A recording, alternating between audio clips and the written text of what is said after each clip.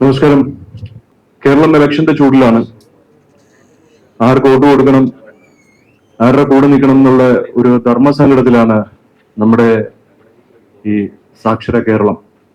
ഇവിടെ ആദ്യമായിട്ട് മാറാത്തത് ഇനി മാറും എന്ന് പറയുകയാണ് BJP. കോടാനുകോടി രൂപയുടെ PR വർക്കും അതുപോലെ ഇപ്പൊ തന്നെ ഒരു 10 കോടി രൂപയോളം ഡിജിറ്റൽ വാഹനമൊക്കെ ഇറക്കിയിട്ട് ഇവിടെ കളിക്കുകയാണ്. ഈ പൈസയുടെ കാര്യമൊക്കെ നമുക്ക് ഒന്ന് അന്വേഷിക്കണം. പക്ഷെ ആദ്യമായിട്ട് മാറാത്തത് ഇനി മാറുമ്പോൾ നാറാത്തത് നാറുകയും ചെയ്യുമെന്ന് നാം മനസ്സിലാക്കണം. നാറാത്തത് നാറണം. രാമായണത്തില് ഒരു ആപ്തവും ദീപ്തവുമായിട്ടുള്ളൊരു വാക്യമുണ്ട്. ഈ ചില വസ്തുക്കൾ നാറ്റം സൃഷ്ടിക്കും. ഈ സ്വർണത്തെ പോലും ഈ കഞ്ചലങ്ങൾ അത് നിഷ്പ്രഭമാക്കുകയും ചെയ്യും. അപ്പോൾ ഇത് BJPക്ക് 24 ക്യാരറ്റ് വേണോ അതോ 2 ക്യാരറ്റ് വേണോ എന്നുള്ളത് അണികൾ തീരുമാനിക്കണം. ഒരു അഴിമതിയുടെ കൊടയും പിടിച്ചിരുത്തി നടന്നിട്ടാണ് രാജീവ് ചന്ദ്രശേഖർ പറയുന്നത് ഇവിടുത്തെ സർക്കാരും മറ്റേ LDFും UDFും ഒക്കെ അഴിമതിക്കാരാണ്. ശരിയാണ്, അവരവരുടെ അഴിമതി പാട്ട് നീക്കി വെച്ചോളൂ. പക്ഷേ ഒരു കൈയില്ലാത്തവൻ ഒരു നഖമില്ലാത്തവനെ കുറ്റം പറയുന്നത് പോലെയാണ്. BPL കമ്പനിയെ പറ്റി നിങ്ങൾ മലയാളികൾ കുറെയൊക്കെ സംസാരിച്ചിട്ടുണ്ട്. പക്ഷെ അതിന്റെ എത്ര കോടി രൂപയുടെ ഇൻട്രസ്റ്റ് ആണ് ഇവർ വേവർ ചെയ്യിപ്പിച്ചതെന്നറിയോ? ആ സമയത്ത് ബാങ്കിന് ICICI ബാങ്കാണ്. നിങ്ങൾ അന്വേഷിക്കാതെ പോകരുത്. ഇതൊരു വളരെ ക്രൂഷ്യൽ സിറ്റുവേഷൻ ആണ്. കാരണം BJP എന്ന് പറയുന്നത് സ്മാർട്ട് ഗെയിം കളിക്കുന്നവരാണ്. അവർ ഹാർഡ് വർക്കേഴ്സ് അല്ല. മണ്ണിച്ചാരി നിന്നവൻ പെണ്ണും കൊണ്ടുപോയെന്ന് പറയുന്നതാണ് BJPയുടെ രാഷ്ട്രീയം. അധ്വാനിക്കുന്നവർക്കൊന്നും അവിടെ പ്രസക്തിയില്ല. RSSകാര് അത്രയും മാത്രം കഷ്ടപ്പെട്ട് വളർത്തിയെടുത്ത ഒരു പ്രസ്ഥാനമാണ്. ദേശസ്നേഹികളുടെയും ദേശഭക്തരുടെയും പ്രസ്ഥാനമാണ്. ഒരു മാറ്റവുമില്ല അതില്.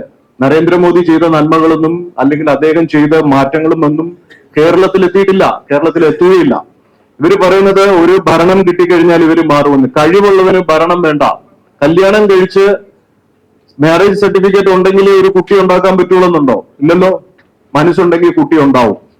എന്നാൽ ഇവിടെ ഉള്ളവന്മാർക്ക് കല്യാണ സർട്ടിഫിക്കറ്റ് വേണം. ജനങ്ങൾ വോട്ട് കൊടുത്ത് ആക്കി MLA ആയിട്ടോ അല്ല MP ആക്കിയാലേ ഇവർ പണിയെടുക്കുള്ളൂ എന്ന് പറഞ്ഞു. BJPയെ സംബന്ധിച്ചിടത്തോളം കേന്ദ്രം BJPയുടെ കയ്യിലിരിക്കുന്നിടത്തോളം കാലം കേരളത്തിലെ ജനങ്ങൾക്ക് അവരുടെ സുരക്ഷയ്ക്കും അവരുടെ ഭക്ഷണത്തിനും അവരുടെ വികസനത്തിനും കുട്ടികളുടെ തൊഴിലില്ലായ്മയ്ക്കും വേണ്ടിയിട്ടുള്ള കാര്യങ്ങൾ ചെയ്യാൻ ഇവർക്ക് ഒരു ഭരണത്തിന്റെ ആവശ്യമില്ല.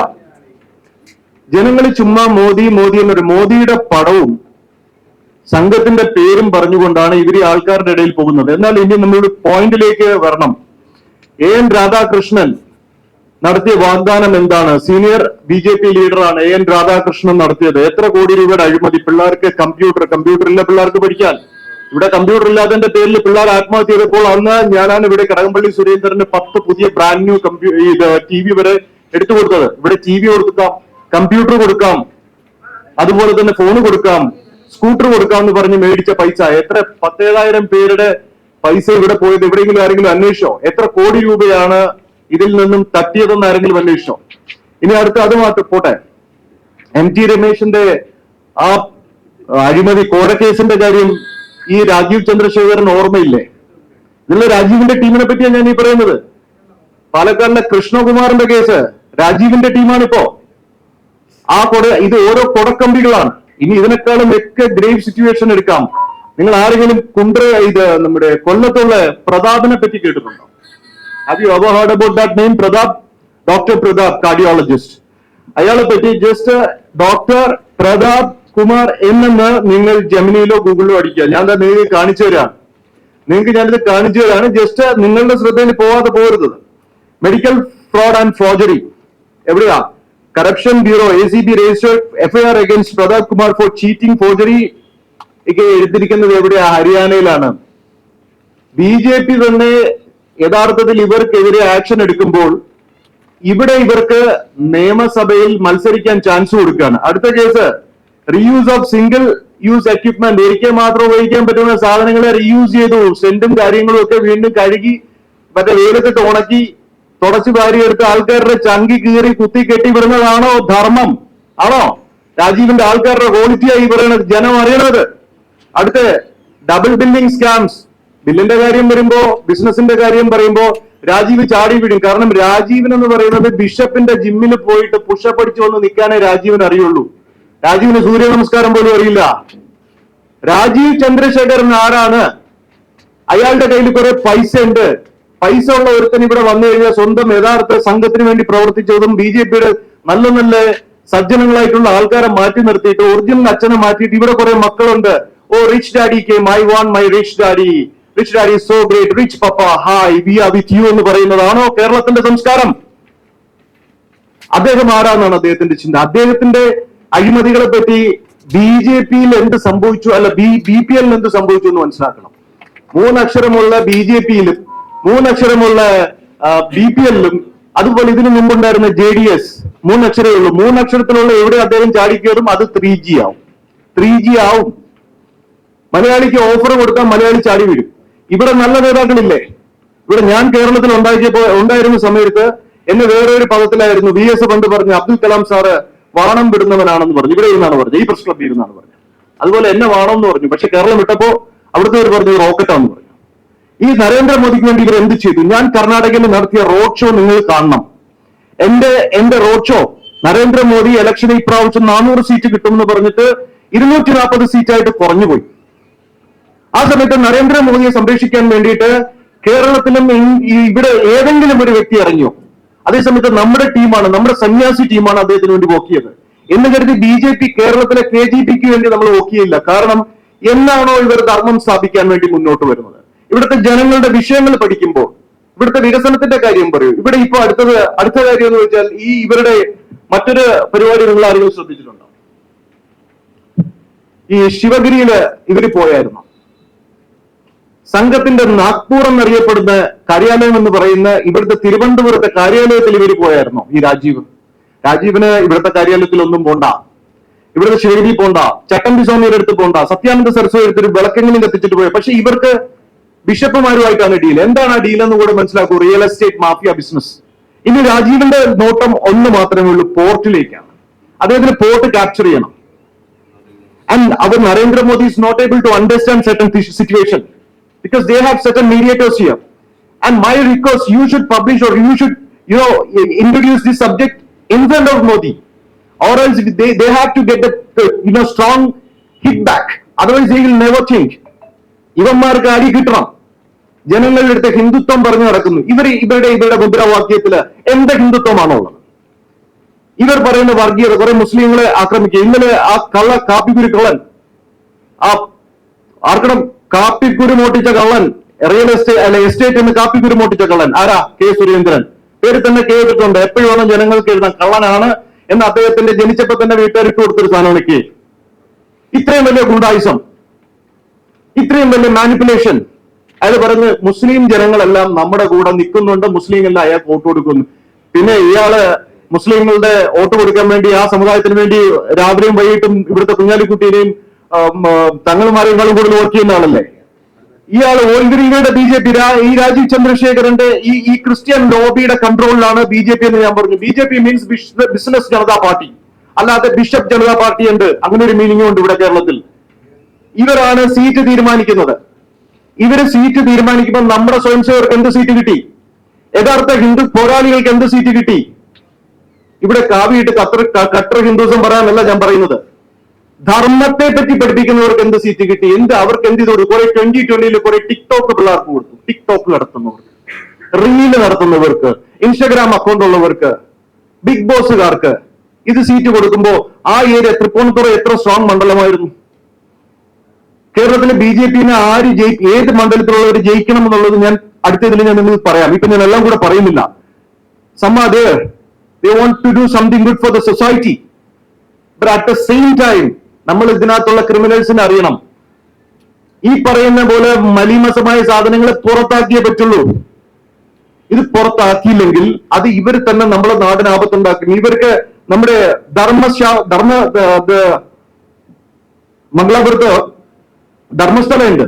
ധർമ്മസ്ഥലയുടെ ചുറ്റും കംപ്ലീറ്റ് ഇവർ ക്യാപ്ചർ ചെയ്ത് കഴിഞ്ഞു. ഇവരുടെ മാഫിയ ഹന്നൂർ തൊട്ട് എയർപോർട്ട് വരെ കംപ്ലീറ്റ് വരും. ഇവരുടെ ഗ്രൂപ്പ് ക്യാപ്ചർ ചെയ്ത് കഴിഞ്ഞു, എല്ലാം എടുത്തു കഴിഞ്ഞു. ശിവഗംഗ കംപ്ലീറ്റ് എടുത്തു കഴിഞ്ഞു. ഇവരുടെ റിയൽ എസ്റ്റേറ്റ് ബിസിനസ്. അതുപോലെ നിങ്ങൾ മനസ്സിലാക്കണം, മലബാർ തൊട്ട് ഇങ്ങോട്ട് വന്നിരിക്കുന്ന മലബാറിന്റെ എല്ലാ ആശുപത്രികളും കോടാനുകോടി കൊടുത്തിട്ട് പർച്ചേസ് ചെയ്തുകൊണ്ടിരിക്കുന്നു.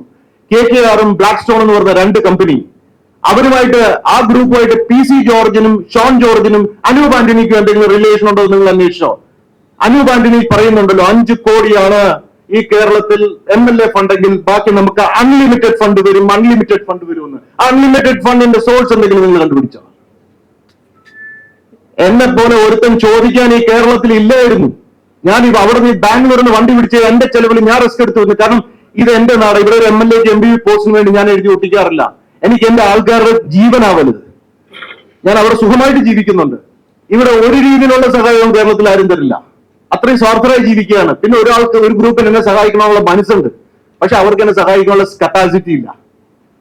ഈ കള്ളന്മാർ ഇവിടെ വരുമ്പോ നമ്മളിവിടെ കഞ്ഞി കുടിച്ചാണെങ്കിലും സുഖമായിട്ടാണെങ്കിലും നമ്മുടെ ഒരു സംസ്കാരം ഉയർത്തിപ്പിടിച്ച് നമുക്ക് ജീവിക്കാം. പക്ഷെ നമ്മുടെ മക്കളുടെ ഭാവിമാരൊക്കെ കളയല്ലേ? ഈ ഡ്രഗ് മാഫിയക്കെതിരെ ഇവന്മാർ ഒരു വിരളനക്കിയിട്ടുണ്ടോ? ഇവന്മാര് കർണാടകത്തിന്റെ സ്പെഷ്യൽ ടീമിനെ വെച്ചിട്ട് നമ്മൾ ഓപ്പറേറ്റ് ചെയ്തതാണ് ഇവിടുത്തെ ഡ്രഗ് കണ്ട്. എല്ലാം തെളിവ് എന്റെ ഫേസ്ബുക്കിൽ ഇട്ടിട്ടുണ്ട്. മാധ്യമങ്ങൾക്ക് അറിയാമത്. ഇവരെന്താണ്, എന്ത് കോൺട്രിബ്യൂഷൻ ആണ് ചെയ്യുന്നത്? മാറാത്തത് ഇനി മാറും. അപ്പൊ മാറാത്തത് ഇനി മാറണം വേണ്ടേ? ഓരോ ഉണക്ക ക്യാപ്ഷനും ഇറക്കി അവരുടെ ഇഷ്ടത്തിനുള്ള ആൾക്കാരുടെ അടുത്ത് നിന്ന് ഡീലും വെച്ചിട്ട് ഇവര് വരുമ്പോ നമ്മുടെ അവസ്ഥ എന്താണെന്ന് മനസ്സിലാക്കണം. ഇനിയും പറയാനുണ്ട് എനിക്ക്. ഞാൻ അടുത്ത ദിവസങ്ങളിൽ ഞാൻ നിങ്ങൾക്ക് വീണ്ടും കുറെ കാര്യങ്ങൾ പറയാം സുരേന്ദ്രന്റെ ഡീലുകളെ പറ്റി. ഇത് ആരോപണമൊന്നും അല്ല സാർ.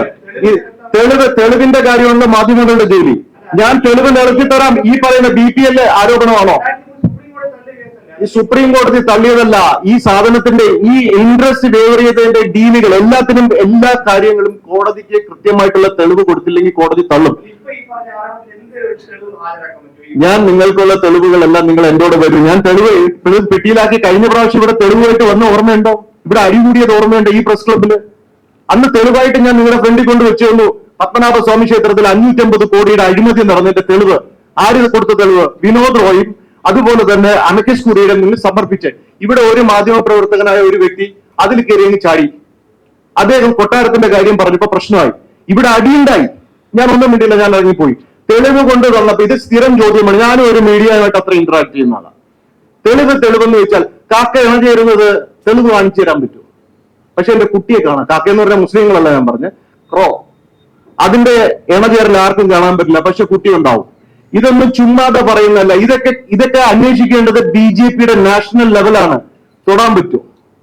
ഇവിടുത്തെ കേരളത്തിന്റെ മുഖ്യമന്ത്രി ഇതെല്ലാം മുഖ്യമന്ത്രിക്ക് അറിയുന്ന കാര്യമാണ്. ഞാൻ പറയുന്ന കാര്യമല്ല. ഇവിടുത്തെ ഇന്റലിജൻസിന് അറിയാം ഇതൊക്കെ. എന്തുകൊണ്ട് അന്വേഷിക്കുന്നു? Let's not my cup of tea. ഈ സമയത്ത് ആരോപണം ഉന്നയിക്കണം എന്ന് പറഞ്ഞാൽ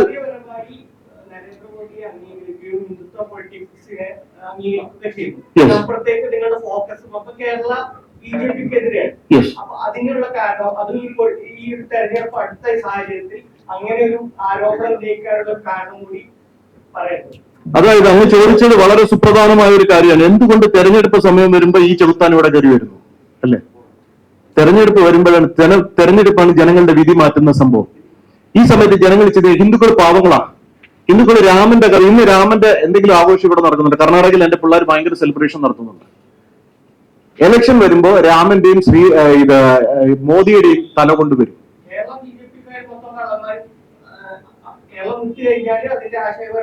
അങ്ങനെയല്ല, എല്ലായിടത്തും ഇപ്പൊ കോൺഗ്രസ് എന്ന് പറയുന്നത് പണ്ട് കോൺഗ്രസ് മോശമാണെന്ന് പറഞ്ഞു നടന്നവരാണ് BJP. കോൺഗ്രസിൽ മലീമസമായ പലത് ദോഷങ്ങളുണ്ടെന്ന് പറയുന്നു. ഇന്ന് കോൺഗ്രസിൽ അതുപോലെ LDF മോശമാണെന്ന് പറയുന്നു. എല്ലാ പാർട്ടികളെയും വേസ്റ്റുകളെല്ലാം ഒഴുകി വന്ന് അടിഞ്ഞുകൂടിക്കൊണ്ടിരിക്കുന്ന ഒരു സെറ്റി ടാങ്കായി BJP മാറി. BJPക്ക് എന്തിനാണ് മറ്റു പാർട്ടിയുടെ ആൾക്കാർ? എല്ലാവർക്കും, അതായത് താങ്കളുടെ കയ്യിൽ പണമുണ്ടോ, നിങ്ങൾ ഒരു ക്രിമിനൽ കേസിലെ പ്രതിയാണോ, ഞങ്ങൾ രക്ഷിക്കാമെന്നാണ് അവരുടെ മുദ്രാവാക്യം. പെട്ടിയായിട്ട് വന്നാൽ മതി. അതുകൊണ്ടാണല്ലോ ഈ പ്രതാപിന്റെ പോലും ഇവിടുത്തെ പോസ്റ്റ് എന്ന് പറയുന്നത്. ഈ BJPയിലേക്ക് കയറുന്ന എന്തിനാണ്? അന്വേഷണങ്ങൾ അവർക്കെതിരെ വരാതിരിക്കാൻ. ബുദ്ധിയുള്ള ബിസിനസ്സുകാർ BJP ചൂസ് ചെയ്യുന്നതിന്റെ റീസൺ അതാണ്. ഇതല്ല BJP. നമ്മളുടെ BJP ഇതല്ല. രാഷ്ട്രത്തിനെ നിർമ്മിച്ച വേറൊരു BJP ഉണ്ട്. രാഷ്ട്രത്തിന് ധർമ്മത്തിന്റെ കൂടെ ജീവിക്കുന്ന ഒരു BJP ഉണ്ട്. ശരീരത്തിലും മനസ്സിലും എല്ലാം ധർമ്മത്തെ ഉയർത്തിപ്പിടിക്കുന്ന ഒരു BJP ഉണ്ട്. ആ BJP ഇവിടെ ആരും കാണിക്കുന്നില്ലല്ലോ. അതിനെപ്പറ്റി പറയുമ്പോൾ നമ്മൾ ഇങ്ങനെ പറഞ്ഞ ആദ്യം പറയും ഞാൻ സംഘവിരോധി, ഞാൻ മറ്റവന്മാരിൽ നിന്ന് പൈസ മേടിച്ചുകൊണ്ട് പറയുന്നു. ഇവന്മാർ എന്റെ ഫേസ്ബുക്കിൽ ഇനി പറയാനൊന്നുമില്ല. ഇവന്മാർക്ക് ആർക്കെങ്കിലും തെളിവുണ്ടോ നിങ്ങളെ പോലെ മാധ്യമങ്ങളുടെ മുന്നിൽ ഇതുപോലെ നിന്ന് ചോദിക്കാനും സംസാരിക്കാനും? എന്റെ ബാങ്ക് ബാലൻസും എന്റെ ഹിസ്റ്ററി എല്ലാം ഞങ്ങൾക്കറിയാം ഇവിടുത്തെ ഡിപ്പാർട്ട്മെന്റിനാണ്. ഈ തെരഞ്ഞെടുപ്പിൽ ഏതെങ്കിലും രാഷ്ട്രീയ പാർട്ടിയോട് താങ്കൾക്ക് അനുഭവം ഉണ്ടോ? ഞാൻ ഒരു അനുഭവത്തിലും ഇല്ല. എനിക്കൊരു വോട്ടർ ഐ ഡി പോലും എനിക്കില്ലാത്ത മനുഷ്യനാണ്. എന്തുകൊണ്ട്? ഞാൻ വിമർശിക്കുന്നത് ധർമ്മത്തിന് വേണ്ടിയിട്ടാണ്. ഞാൻ പക്ഷെ ഹിന്ദു മഹാസഭയുടെ സ്റ്റേറ്റ് പ്രസിഡന്റ് ആണ്. പക്ഷെ വേറൊരു കള്ളനും കൊണ്ട് ഇവിടെ ഹിന്ദു മഹാസഭ എന്ന് പറഞ്ഞു നടക്കുന്നത്. എനിക്ക് എന്റെ ഒരു ഉത്തരവാദിത്തമുണ്ട്. ആരാ അയാളുടെ പേര്? ശ്രീജിത്ത് എന്നാണ് അയാളുടെ പേര്. അയാളുടെ ഇവിടെ അപരനാമത്തിൽ അറിയപ്പെടുന്നത് ദത്തേത്രേയ സായി സ്വരൂപനാഥ് എന്നാണ്. അദ്ദേഹത്തെ തിരുവനന്തപുരത്തുള്ള സംഘത്തിലെ പ്രവർത്തകർ റാണികുളത്തിൽ വെച്ച് പെണ്ണുങ്ങളുടെ കുളിച്ചിൻ കാണാൻ പോയതിന്റെ പേരിൽ തല്ല് കിട്ടിയവനാണ്. തെളിവുണ്ട്. അതിന് നല്ല കൃത്യമായിട്ട് അടി കൊടുത്തത് ഗുരുജി പ്രശാന്താണ്. അപ്പൊ നമുക്ക് എല്ലാത്തിനും ഇതിനുള്ള തെളിവില്ലാതെ ഇതുപോലെ എന്നെ പോലെ ഒരാൾ വന്ന് കേരളത്തിൽ വന്ന് നിങ്ങളുടെ പോലത്തെ മാധ്യമ മുതലകളുടെ മുന്നിൽ വെറുതെ ഒന്നും സംസാരിക്കാൻ പറ്റില്ല. നിങ്ങൾ കഴിക്കും എല്ലാ തെളിവും. ഞാൻ എല്ലാം DGPക്ക് അടക്കം ഞാൻ എല്ലാം എഴുതി കൊടുത്തിട്ടുണ്ട്. ഇപ്പൊ നിങ്ങളടുത്ത് പറയുന്നില്ല ഇപ്പൊ തെളിവുണ്ടോ എന്ന് വെച്ചു. ഞാനിപ്പോ നിങ്ങൾക്ക് കാണിച്ച തെളിവ് പത്മനാഭസ്വാമി ക്ഷേത്രത്തിൽ 550 കോടിയോളം മോഷണം പോയി. അതിനെന്ത് നിങ്ങൾ ആരും റിപ്പോർട്ട് ചെയ്യാത്ത? വെറും 4 കോടി രൂപയുടെ സ്വർണത്തിന്റെ പേരിൽ ശബരിമലയിൽ പിണറായി വിജയൻ മോട്ടിച്ചു എന്ന് പറഞ്ഞ് ഇവര് പറയുമ്പോ പിണറായിയുടെ പിറകെ പോകുന്നുണ്ട്. എന്താ അതിന്റെ തെളിവ് കണ്ടിട്ടുണ്ടോ? പിണറായി അവിടുന്ന് സ്വർണം മോട്ടിച്ചതിന് തെളിവുണ്ട് കാണിച്ചു തന്നാൽ ഞാൻ 1 കോടി രൂപ ഗോകുലത്തിൽ നിന്ന് ചിട്ടെടുത്താണെങ്കിൽ ഞാൻ നിങ്ങൾക്ക് തരാം, അല്ലെങ്കിൽ ജനങ്ങൾക്ക് തരാം. ഇല്ലല്ല, ഒരിക്കലും. You should ask. അങ്ങ് ചോദിക്കണം. മാധ്യമ ധർമ്മമാണത്.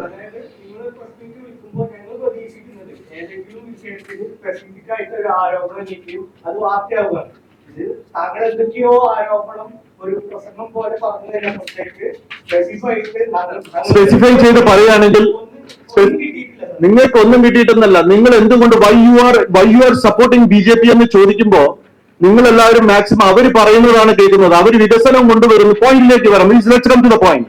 അവർ വികസനം കൊണ്ടുവരുമെന്ന് പറയുമ്പോൾ അവർ സ്വന്തം കുടുംബത്തിന് പോലും വികസനം നടത്തിയിട്ടില്ല. അവർ സ്വന്തം കുടുംബത്തിന് പോലും സ്വന്തം രാജ്യത്തിന് എന്ത് വികസനമാണ് ഇവിടെ നിന്ന് അവർ ചെയ്യുന്നത്? എത്രയോ പദ്ധതികളുണ്ട്. ഏതെങ്കിലും പദ്ധതി അവർ ഇവിടെ ഇംപ്ലിമെന്റ് ചെയ്തു? ഇതൊക്കെ ചോദ്യമല്ലേ? നിങ്ങൾ വെറുതെ നിസ്സാരമായി കളഞ്ഞ് അവരെ സപ്പോർട്ട് ചെയ്യുന്നത് പോലെയാണ് നിങ്ങൾ സംസാരിക്കുന്നത്. നിങ്ങൾക്ക് ഇതിനെപ്പറ്റി മനസ്സിലാക്കാനുള്ള സാധനം ഇതിനകത്തുണ്ടെങ്കിൽ അവരുടെ വാഗ്ദാനവും നമ്മുടെ ആരോപണവും കമ്പയർ ചെയ്യും. നിങ്ങൾക്ക് ന്യൂസ് ആണ് വേണമെങ്കിൽ, നിങ്ങൾക്ക് അല്ലാത്ത കുറെ ക്രൈം ന്യൂസ് ആണ് വേണമെങ്കിൽ എന്റെ അത് ക്രൈം ന്യൂസ് തരാനില്ല. നിങ്ങൾക്ക് ഇത് വെച്ചിട്ട് മനസ്സിലാക്കാൻ പറ്റും. ഞാൻ ഈ പറഞ്ഞ സാധനത്തിന് എന്തെങ്കിലും കഴമ്പുണ്ടോ ഇല്ലയെന്ന് അവരുടെ അടുത്തൊന്ന് അന്വേഷിക്കും. ഇതൊക്കെ നിങ്ങൾ എത്ര നാളെ ജേർണലിസം പഠിക്കാൻ തുടങ്ങിയിട്ട്? ഞാൻ ഈ പ്രസ് ക്ലബിൽ 20ാമത്തെ വയസ്സിൽ കയറിയ. ഇന്ന് എനിക്ക് 43 വയസ്സുണ്ട്. മനസ്സിലായോ? 20ാമത്തെ വയസ്സിൽ ആദ്യത്തെ തിരുവനന്തപുരത്ത് ഫസ്റ്റ് പ്രസ് മീറ്റ് ഇവിടെ സുനാമിയെ പറ്റി പറയുന്നത്, AK ആന്റണി അടക്കം രാജിവെക്കൊന്ന് പ്രെഡിക്റ്റ് ചെയ്യുന്നത്. ഇവിടെ ഒരു അഗോരി എന്ന് പറഞ്ഞ് ഇവിടെ അടുത്ത കുറെ പേര് ഇറക്കിയിട്ടുണ്ട്. നിങ്ങൾ അതൊക്കെയാണ് നിങ്ങൾക്ക് വാർത്ത. അയാൾ അഗോരി അല്ല എന്നുള്ളത് നിങ്ങൾക്കറിയോ? അതുകൊണ്ട് അപ്പൊ നിങ്ങൾ തീരുമാനിക്കുക. എനിക്ക് ഇത്രയും പറയാനുണ്ട്. ഇതിന് താങ്കൾ ഒരു കാര്യം ചെയ്യും. ഞാൻ ഭദ്രാനന്ദ് തോപ്പസ്വാമി വന്ന് ഇങ്ങനെയൊക്കെ സംസാരിച്ചിട്ട് പോയി.